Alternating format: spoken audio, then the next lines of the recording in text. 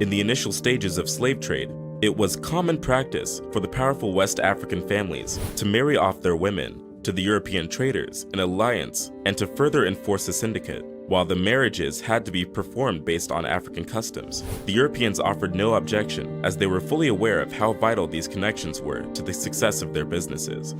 In the initial stages, we may argue that Africans had no idea of the exact condition of the slave trade and the experience of those sold into the slave trade. However, according to Robin Law, there is a possibility that the royal elites of the Dahomey Kingdom must have had an informed understanding of the fates of the Africans sold into slavery.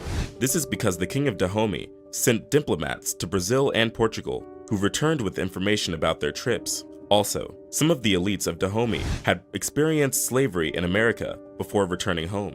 So the only opposition the Kingdom of Dahomey had against slavery was the law that prohibited the enslavement of a fellow Dahomeyan. Anyone caught doing this faced the death penalty. And while the kingdom was against this, they had no issue with the institution of slavery. The case was different on the Gold Coast, which is present-day Ghana.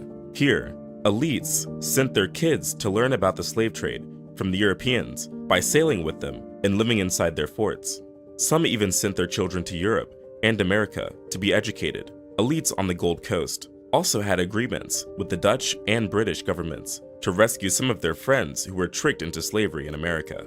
However, a common assumption by many Africans who were not aware of the true purpose of the Atlantic slave trade was that the Europeans were cannibals who planned on cooking and eating their captives.